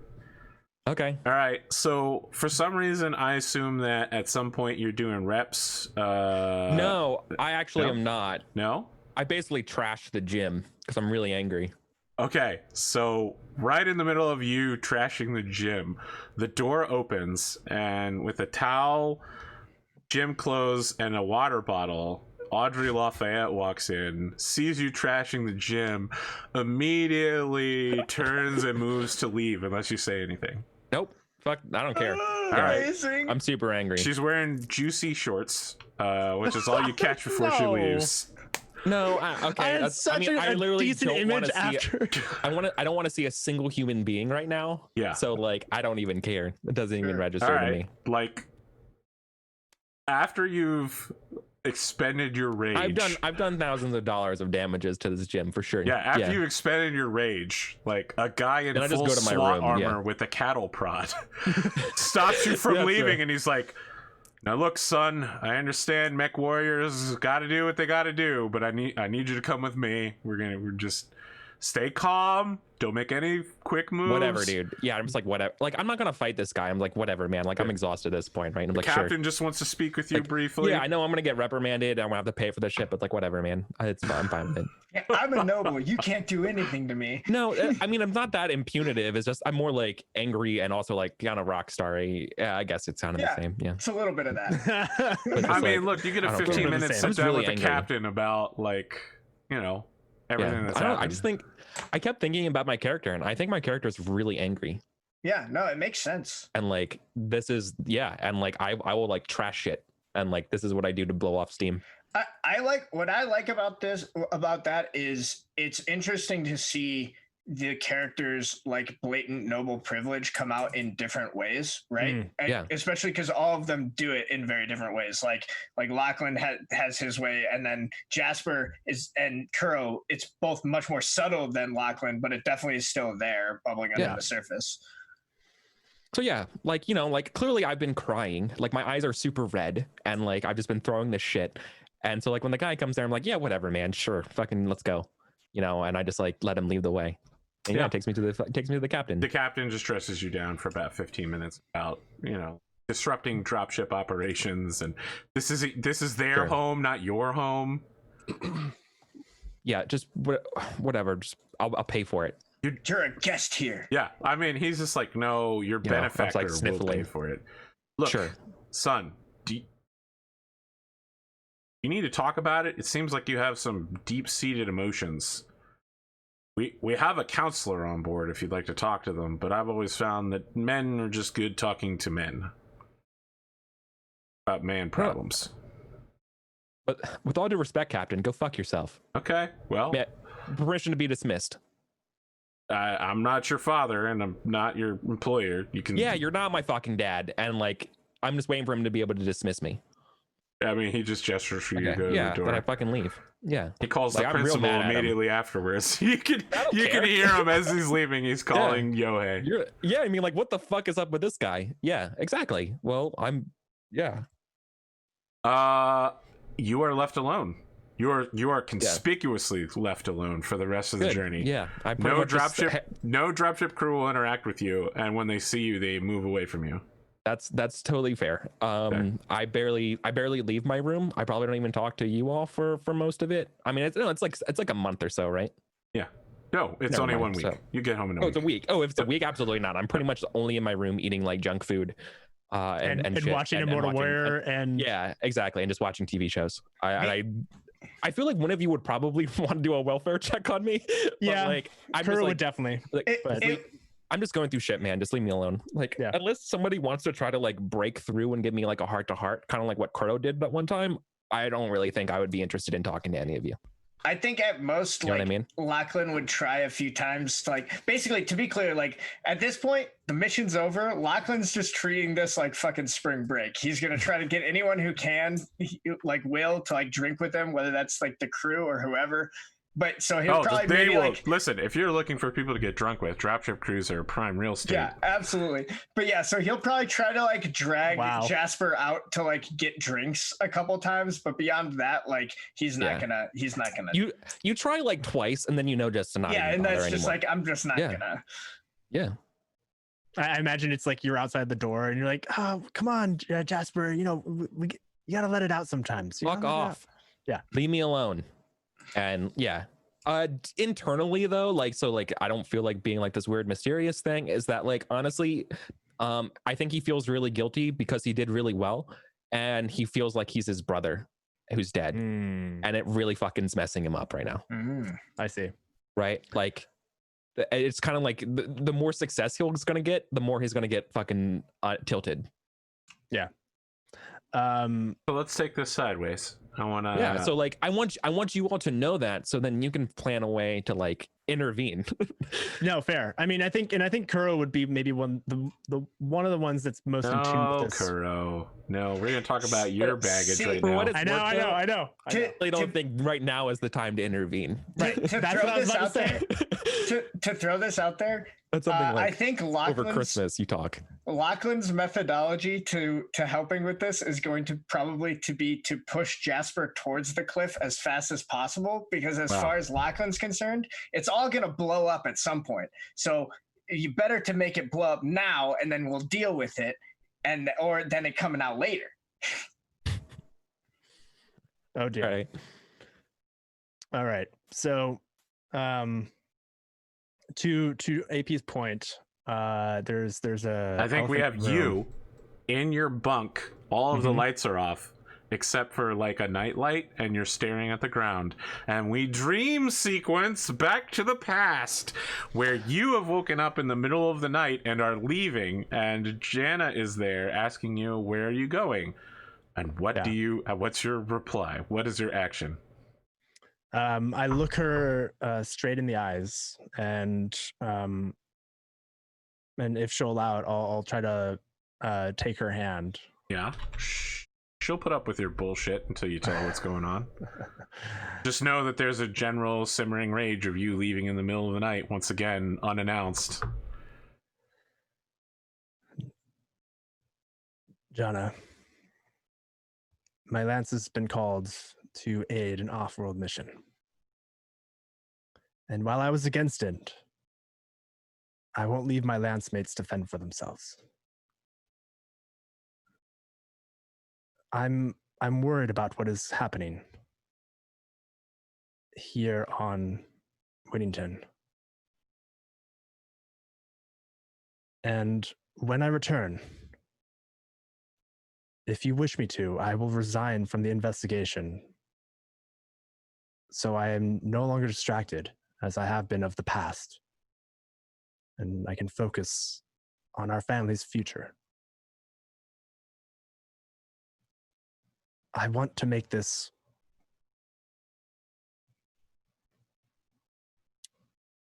less tense than it has been, and I want to apologize. All right, it gets more tense immediately as she grasps your wrist. Like, you're holding her hand, and she grasps your wrist with that hand and says, I don't want you to stop the investigation.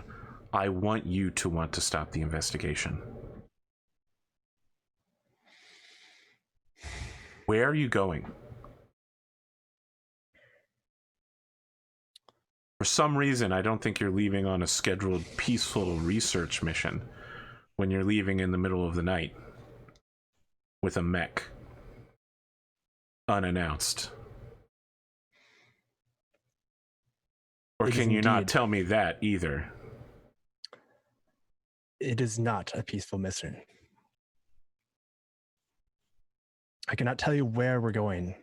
All right. She immediately turns away. She lets go of your hand, turns away from you. I am attempting to build a bridge. And actually, just a reminder for player knowledge, what was the name of the planet again? Valentina.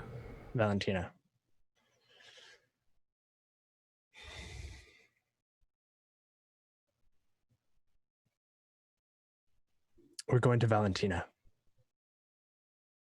That's war. I know. It's one of the reasons why I was against it. Okay. She sits looking away from you and doesn't say anything else. I want you to be careful while I'm gone. And when I come back, I will resign from the investigation because I want this to work. I'm worried about Bassett, and that is why I stayed for as long as I did. But even Bassett and his machinations are not worth it to have you like this. Oh boy. Listen, that last line, to have you like this, wow. I mean, listen, she went from looking away from you to now looking away from you, but boiling with a rage at the insinuation that this is her fault. No. Oh gosh. Well, yeah, like she's so pissed right now. She just says, "Go, just go, get out." This is just go. You've made your choice as to where you want to be. And I feel like he recognizes that, like, she's just absolutely in fury, and walks away. Flashback to the present. So what I wanted to flash say, sideways again. No. Like, basically, like, this entire conversation was flashing back in every moment in the battle, as like the battle rushes past him, as alarms blare and incoming fire is recognized. He just sees that fury in her, like, from her body. Her rage was like the rage of your fusion engine, expelling flamer fuel onto the engine. Yeah, and like, there, like, you all didn't necessarily see this in the battle, God. But like, there is just a seething, like, and the boldness, like, as he was making those moves against that Orion, facing it down, as like all of its fire was bearing down on him, thinking that he was going to die in that moment, and then didn't. He was actually looking for that release. All right, well, that's suicidal. Yeah. So that was the moment. Anyone else got any deeply disturbing psychological tendencies they want to reveal? I feel like all three of you have pretty much just gone ahead 100% on that one. Well, yeah, I think it's important that we all have some, like, fucking terrible flaw about us. Yeah. I mean, Carol's game doesn't have any way of, like, mechanizing it. I feel like Lachlan has been very consistent with his... terrible. Yes, he's been consistently terrible. Yeah. Whereas Girl is, like, having deep regrets and is against suicide, but was like, I don't know how to fix this. So was having a moment. Yeah, was having a moment of fatalism where he was just like, maybe I'll be released from what I need to do. The rest of the dropship is having a great fucking time for the week. You're planning this to be some nice time, and we're all like these dark, twisted fucking Grey's Anatomy over here. Lachlan's having a great time. Listen, Yohei and Audrey invite you to several subdued dinners where wine is served. And excellent food. The fare you might find on Solaris, but made with dropship rations. Kuro would join. He didn't necessarily, like, seclude himself completely, because he had a moment, and now he feels like he needs to surround himself so that way he doesn't go into dark place. So Lachlan will probably spend most of these dinners, like, trying to, like, get a little bit of seeing if he can find a fun side to Lafayette and Genji. Like, you know, trying to, like, push a little bit to see if they'll, it's not that hard to do. They are human beings. No, I know, but they're a little bit more serious and like have like a little bit more of like a reserved air. So like Lachlan is basically trying to like get to the point with them where they're willing to be less reserved with him. Sure. Right? Like that's kind of his thing, is like his whole thing. Give me that go-to then. Let's have that conversation. Yeah, so I maybe like I'm trying to like think of like how it would start, but I'm imagining to like set the scene, it would be like they're all at a dinner and like Lachlan would be like the loud voice that's like telling a story or something like that. And like he would maybe be like trying to like he would probably like try to draw out Genji by like talking, like by getting Audrey Lafayette first to like start coming out of her shell. I have an idea about that if you... Yeah, go ahead. Okay. So I feel Yeah, Kuro would, they're having the dinner, and Kuro would look to Lafayette and say, "You flew with such grace and excellence. Thank you for what you did for my team." He puts it mildly. If you hadn't come in, we were fucked. Well and truly fucked. I was still holding that crab. We're like doing a dance, trying to get it down. Oh, it would have been terrible. So she looks slightly embarrassed and says, I did what was asked and required of me for this. This mission was personal for some, and I wouldn't say I flew my best out there. That not having a ship to come back to is a pretty serious problem, though. I'm going to need to make some pointed purchases in the future. It's not like they offer insurance on these things. And that is her first attempt at a joke, perhaps? I mean, listen, I want to remind you that Audrey is actually very sociable, and some might call her hyper-aggressive. Yeah, but she doesn't. But like, we've been on opposite sides, right? Like, sure. Like she may not realize that Lachlan is willing to be sociable with her after recent events. Yeah. So yeah, I think he'll like say something. Lachlan would know, but I don't. Is there like a plate, like a go-to that you would go to, like try to find a new? No, she's probably fighter? gonna have to buy one from the Davian military. Got it. So he'll be like, well, I'm sure Genji over there's got some kind of military connection he can work for you. He owes you one after all. Yeah, right? Genji's nodding, and he says, the majority of whatever spoils we have made away with will go to replacing her mech first. I'm afraid our material gains were minor, but our intelligence gains were deep. I managed to pull several cores from inside of the house. While I cannot promise you all great material wealth, in whatever comes in the next few years, we will have forward intelligence on, I believe these may contain the noble and military dispositions of border worlds in the local area.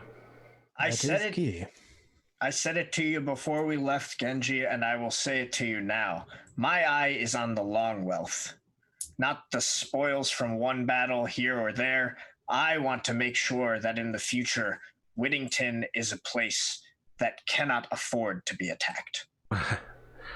Well, I believe I missed my primary target, but certainly much damage was done to the house of Moritomo, quite literally.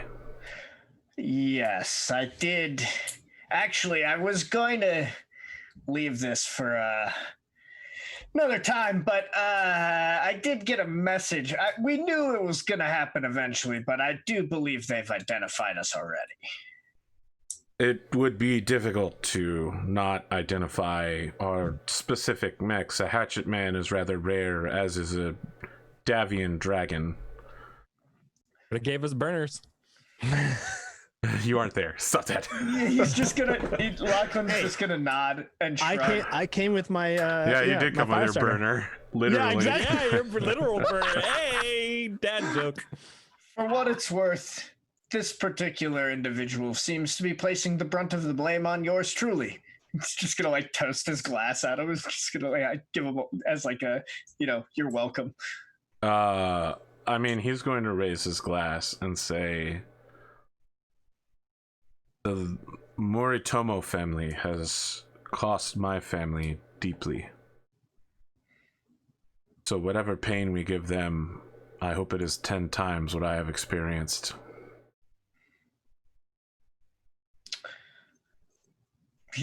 I think like. Yeah, but like he's really dark about it, and Audrey is next to him, like rolling her eyes, like, oh, okay, that's gonna be. Lachlan's gonna like kind of nod awkwardly. And Yeah, it's just, like, Audrey's gonna look at you like, and be like, I think maybe we should just stick the other two in a room together. Let them brood. He's just gonna laugh, and he's just gonna be like, oh, don't worry. I believe that Genji must have gotten along very well with my late father. They both know how to hold a grudge. his best trait, my old man, knew how to carry a grudge like no one else you ever knew. I think Genji is going to crumple a can of periphery gold that he's holding and say, they killed my wife and my unborn child.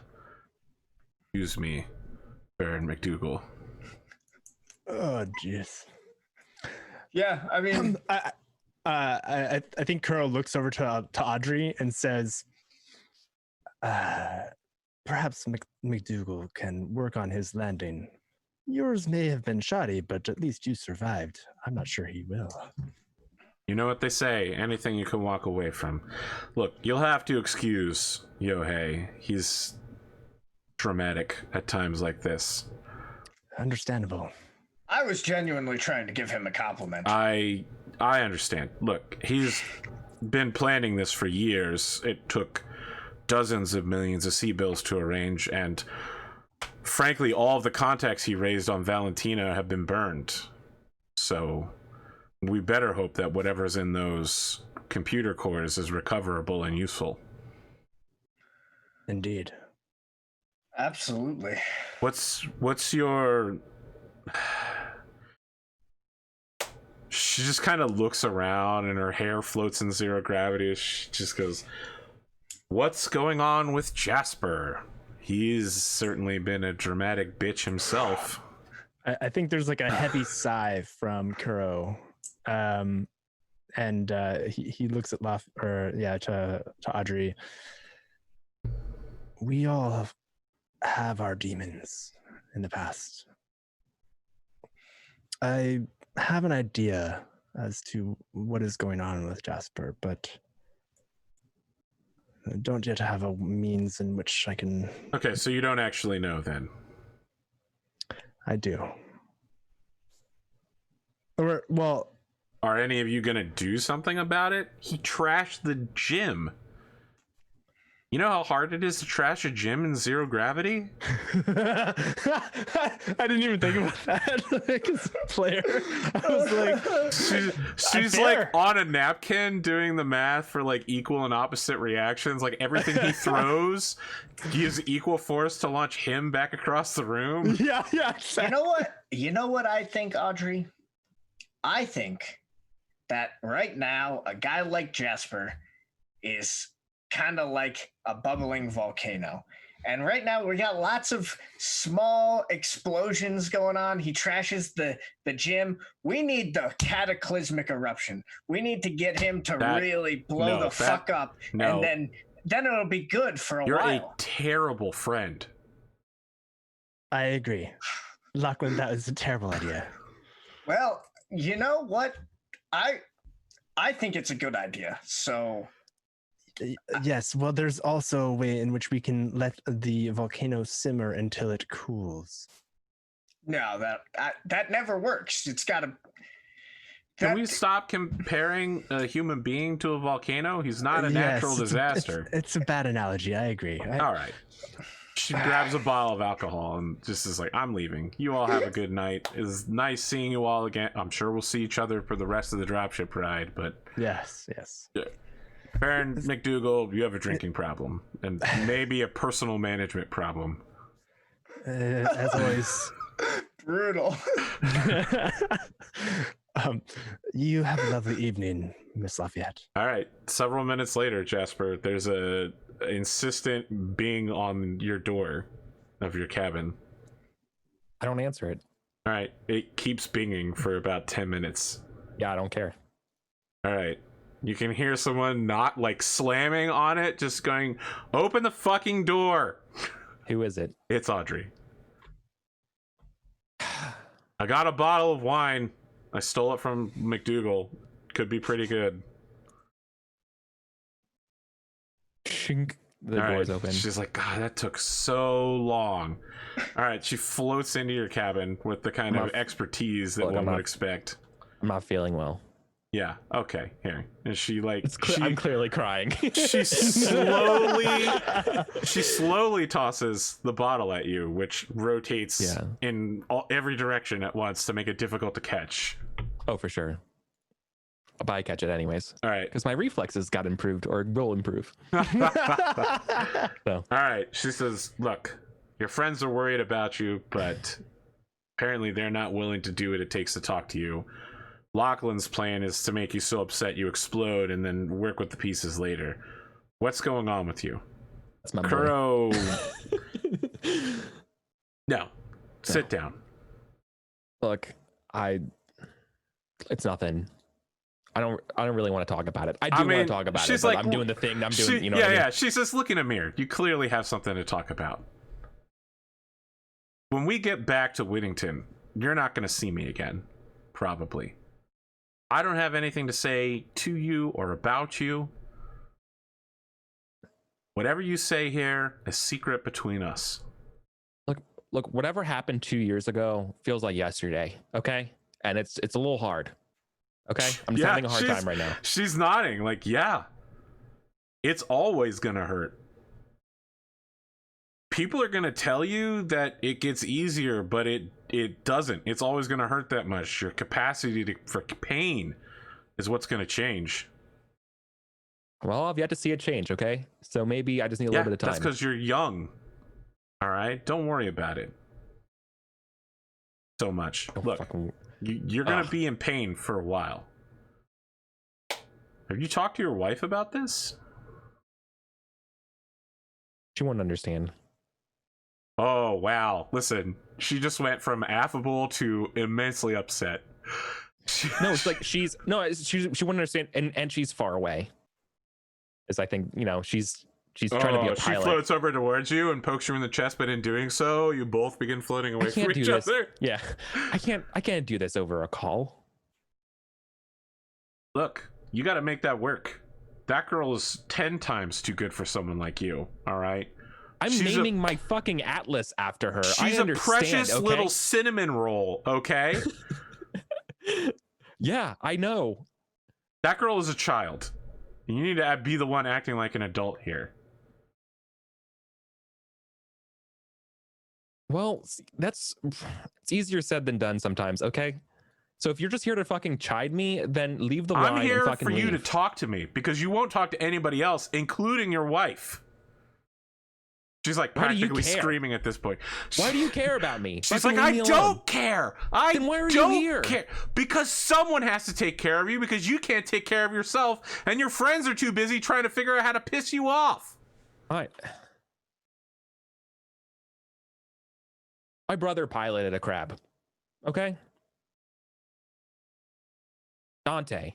The one that's supposed to be the scion of the family, and here I am with a fucking crab now, and it doesn't feel good, okay? It feels fucking real bad. It feels really bad. So can you just leave me alone?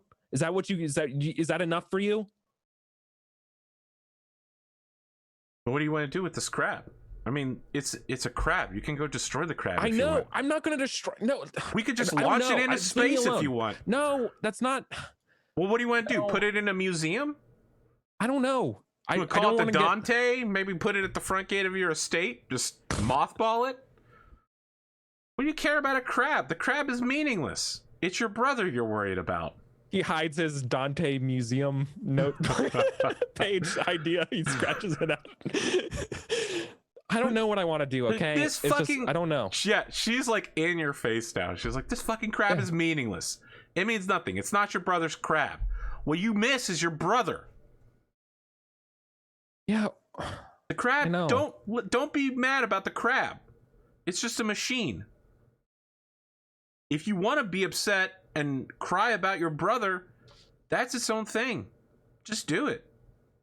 That's what I'm trying to do, and then you fucking interrupt me and bang on my fucking door for 10 minutes. Well, no one knows what's going on with you. You just destroyed part of a dropship, and you're acting like you're 10. I think I have a moment of clarity. I'm like, that's fair. Very fair. All right. I don't know what else to do, okay? And this is how I'm going to handle it. And thanks for coming.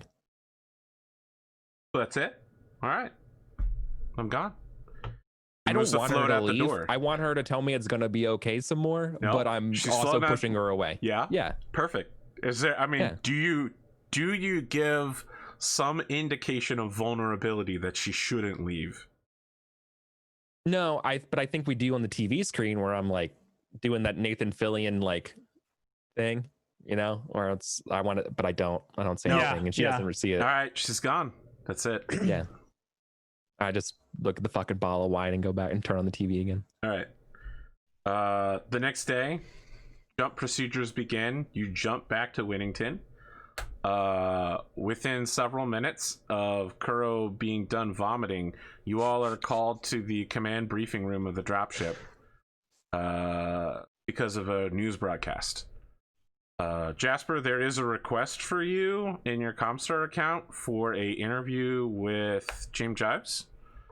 And all of you get notifications from your Comstar accounts that the last episode of Pride and Royals and the last episode of Immortal Warrior are waiting for you to download at your earliest convenience. But when you arrive, instead of having turned the command briefing room into a movie theater as per normal so that people can watch Pride and Royals and Immortal Warrior, it looks like there's a news broadcast with Sebastian Bassett going on. So he's let his natural hair color grow back out, so he's got those bleached tips, you know. His skin has lightened from the deep tan, and he's saying, and that is why I am proud to announce that this child will be my heir. Now I know that there are some among the nobility who fear their so-called bastards and try to hide them away because they're embarrassed by them. But this child is my firstborn, but whatever happens between my girlfriend and I is one thing. But I would never go so far as to try to hide the legitimate parental succession of my children, because I'm proud of this child, and I'll be proud of all of the other bastards I spawn. People at the news conference are taking pictures everywhere, and he's like, "That's all I have to say." And he turns and smiles at the camera and then leaves. And James Jives is just like, and that just happened moments ago. We'll be talking to experts all across Winnington for a commentary about this. And then like he blah blah blahs, and Genji's just like, what the hell was that? Lachlan's just got a smirk on his face.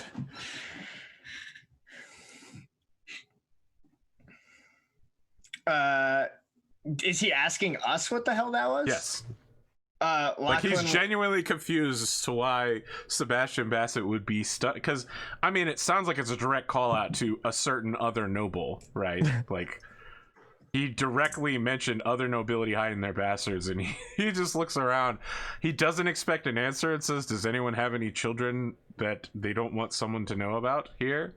And then he turns away laughing like he doesn't expect any of you to say yes. I think Lachlan raises his hand. It was like, I honestly didn't think I was keeping it as anything of a secret. I thought everyone knew. It turns back towards her, and Audrey's just like, what the fuck? What about the rest of you? Do you know about this kid?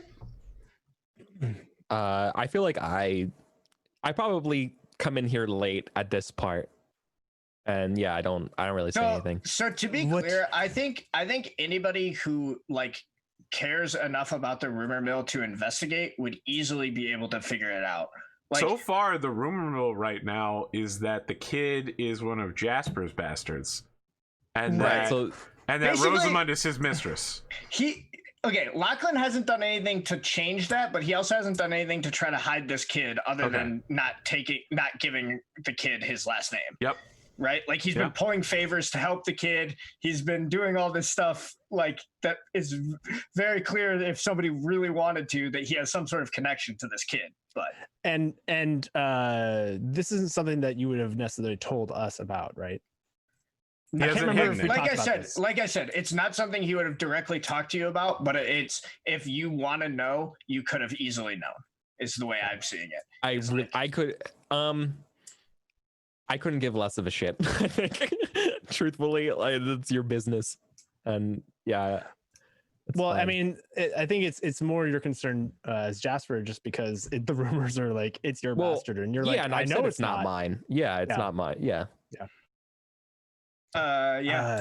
So I think Kuro would respond in kind, where it's like, no, I've not heard of this child. Oh yeah. She's good friends with our little lady, you know, with the Countess.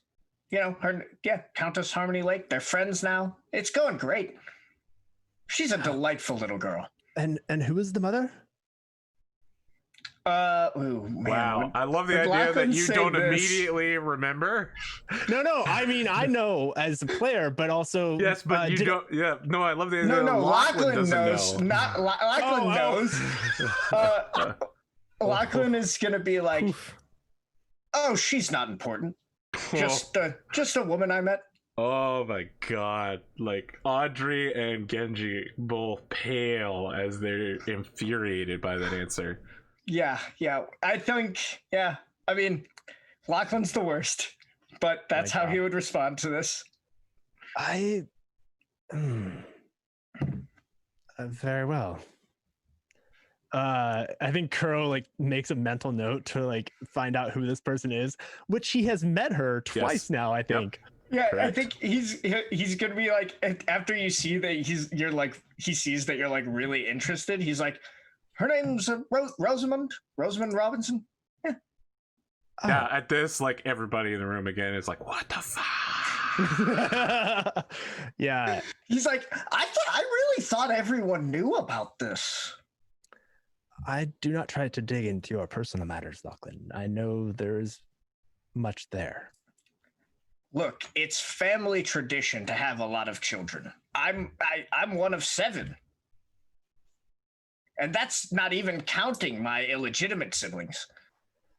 Impressive. I think at that point, Kuro's just like, I will leave you to it then. Okay, we cut to Genji just going, are we going to watch Pride and Royals, or are we going to talk about your Pride and Royals problem? I don't see it as a problem, but yeah, I mean, go ahead. You guys were the ones asking. There is a wide grin on Kuro's face at that joke from Genji. All right, so is there space for me to watch the show? Oh yeah, absolutely. Okay, good. This is the nobles only party. Yeah, okay. I wasn't going to sit down if there wasn't enough room on the couch or whatever. Oh, there's plenty of space. Well, it's 0 gravity, but you're accelerating to 1 gravity, so you're probably now in seats. Because you're headed home. Yeah. The Pride and Royal season finale starts, and it's the secondary younger male lead is with his love interest, who is the main heroine's best friend. And she's like, no, I have to go. It's history class. And he says, the only history you need to be concerned about is the one between you and me. And she says, I told you, we can't. I'm a noble and you're a commoner. And he says, where I come from, this is not a problem. A man with enough money is a noble by himself in the Lyran Alliance, or Lyran Commonwealth. And she says, but my family. And he goes, they will be our family to deal with for the rest of our lives. And then we cut to the male lead, who is, of course, almost 3 times the age of the heroine. And they are overlooking another set. It's the new Avalon Institute of Science midnight view. There's fireworks again, but it's different fireworks pattern this time. And he said, it's time for me to admit it to myself. Hearing you say the names of other women that I should be having flings with fills me with rage. You're the only woman for me. And she goes, but the age problem. And he says, we're nobles. We are both the heads of great inner sphere states.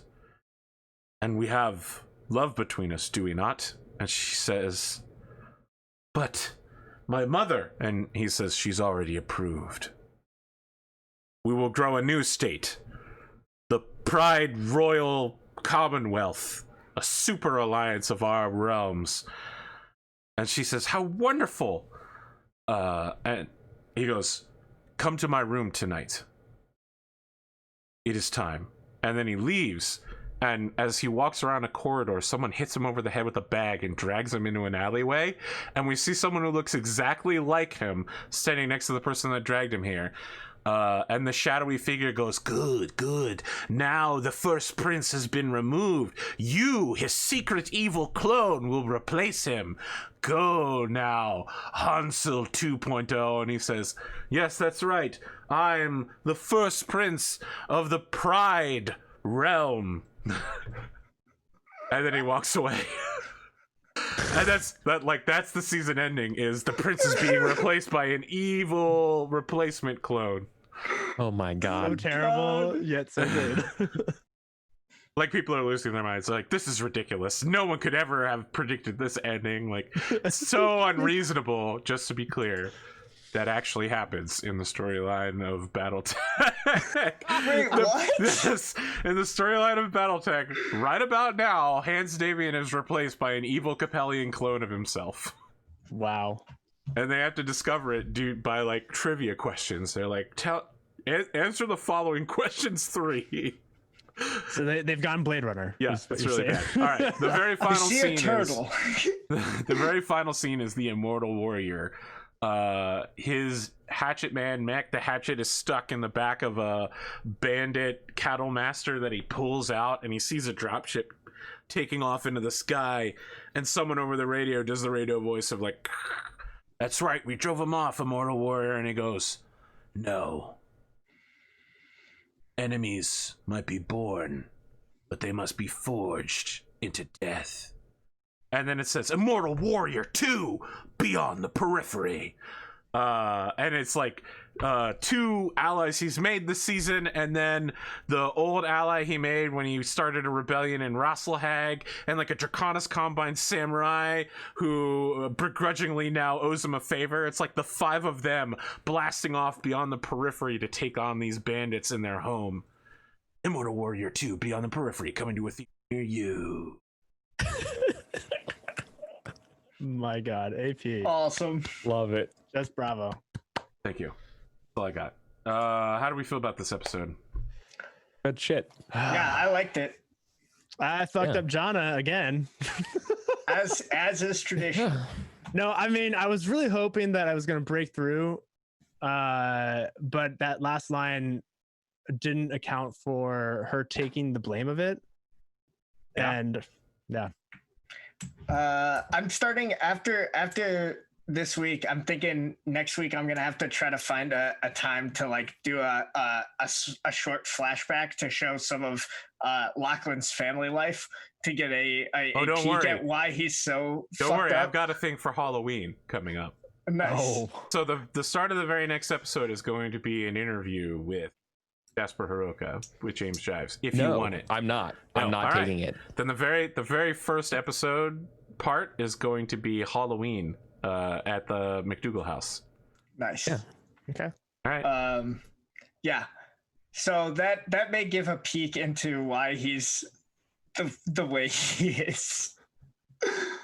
I don't think anyone could explain why he is the way he is. But Yeah. Only flashbacks and backstory could explain Good why shit. it is. No, it was fantastic, honestly. I liked a lot what we saw. I liked what we saw of Jasper a lot. Thank you. And yeah, I think this is maybe one of the first times that I showed true darkness from Kuro. Yeah, I like it. his name means darkness for the folks at home. Yeah. He's about to scratch his headband and leave Kakashi Village forever. He's gonna leave Whittington and go join Valentina Village. No, I'm gonna go join Tamari and retrain as something else. No, I don't know. I didn't know Kuro means darkness. That's funny. Yeah. All right, listen, Kuro's gonna become a land-air mech pilot. That's when you have a mech that can transform into an aerospace fighter. Yes, that is my dream. I want to be. They have Robotech. a really high likelihood of exploding, so Yeah. Hey, I'm a skilled pilot. You know. they're bad at both of the things that they do. I mean, that's a trade-off. That's so terrible. I mean, you see it in Robotech all the time. They survive. In Robotech, they jettison a super enormous tuna into space and then eat it without decontaminating it or checking to see if it's filled with radiation. So I would not, and that's like the first episode. So I would not bolster Robotech as the bastion of realistic physics. Oh, definitely not. Definitely not.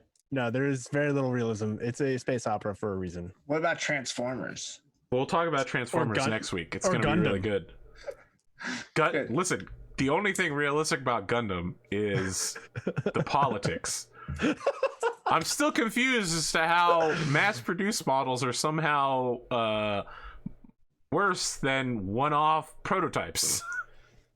Just because. It's just because it's Gundanium. Yeah, totally. That's the only reason. But what about when they mass-produce Gundanium models and they're somehow still worse than the prototypes? Yeah. I'm thinking my Atlas is either going to be named Tamari or it's going to be called like Future Bright or something like that as a nod to your motto. Yeah. Of course. I mean, I also would name a giant ass death skull with super wide hips after my wife. Yeah. Well, it's on her that I'm rebuilding my family's legacy. So it's like I'm gonna name my mech after her. Wow. So when she inevitably dies, I'm gonna be completely fucking heartbroken. Wow. Well, she's an aerospace pilot, and if there's one thing we know about my Battletech shows, aerospace pilots have a 100% chance of death. That's what I'm saying. Like, I'm not being like a meme here. Or like, there's probably someone at home that was like, I can't believe Audrey survived this episode.